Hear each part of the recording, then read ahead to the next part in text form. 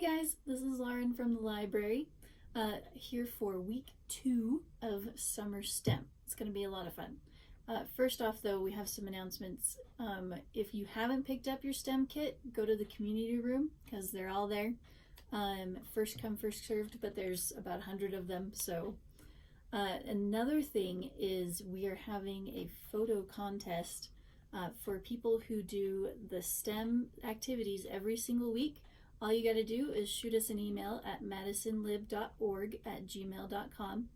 Include your photos in the email, not as attachments, and then you will be entered for a drawing for some really cool prizes, such as some science comics that have really cool information and stories inside, a volcano kit, which, you know, classic, should be fun, and then other books that have, you know, other science experiments that you can do.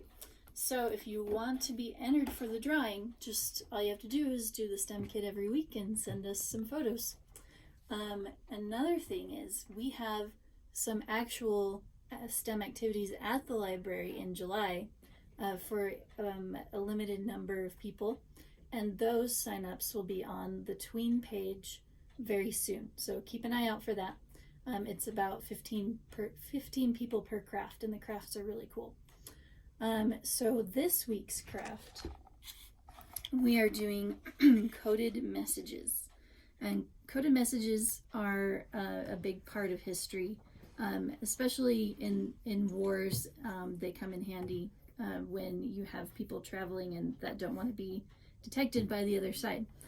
But they're also useful for a lot of things today, such as encoding your information on the internet.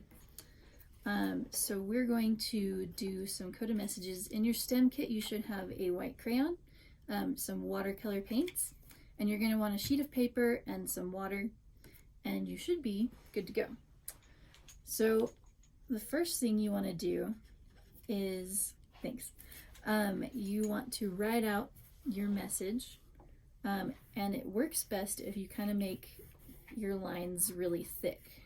And so you're going to write it out with the crayon, and don't forget the smiley face, because that's the best part of any coded message. And then get your watercolor paint wet, and brush it over. And it works if you get it wet on the paint beforehand and then mix it around so that the color shows and the water doesn't water it down too much. So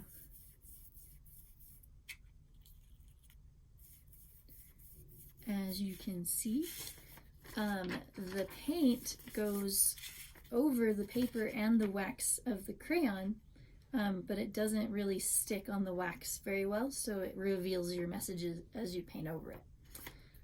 But if you want to get really fancy, you can encode your message before you even write it out in the crayon. So I'm going to teach you one of a really old cipher called a Caesar cipher that you can encode messages with. This dates back to Roman times. Julius Caesar used it. And where is my pen? Oh, thanks. All right, so you've got the alphabet here, right? A Caesar cipher is really simple. All you've got to do is you've got to write out the alphabet below, but you're going to shift it over.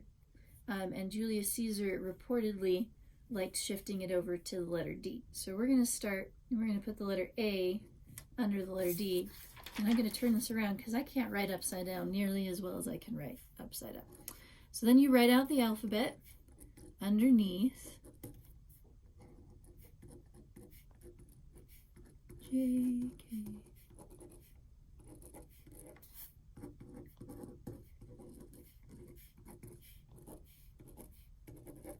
and then X, Y, Z. So you can see you've got things shifted over by 3. And when people talk about encoding a Caesar cipher, they do say it's a shift of so many, and so this would be a shift of 3. So when you're trying to write out hi, you go on the top layer, and you find your letters for your message. So H, we would write that out as E, and then I we would write out as F.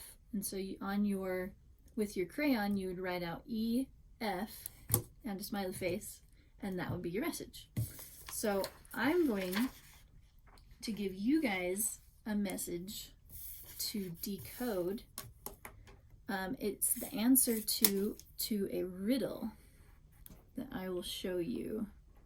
So the riddle is, see if I can get this down nice and thick so it shows up clearly. The riddle is round like an apple, deep like a cup, yet all the king's horses can't pull it up. So that's the riddle, and then the answer, coded in a Caesar cipher, is right here for you. So I'll repeat the riddle for you guys. Round like an apple, deep like a cup, yet all the king's horses can't pull it up. Okay, so I don't know if you can see it too well, but you've got the letter, I'll write it out underneath, G, C, K, R, R. And the shift for you guys is the number of weeks of STEM crafts that we have. So that's the shift. All right, that's our craft for this week, you guys. Thanks for joining me. Join me next week. It's going to be another really fun activity. Bye.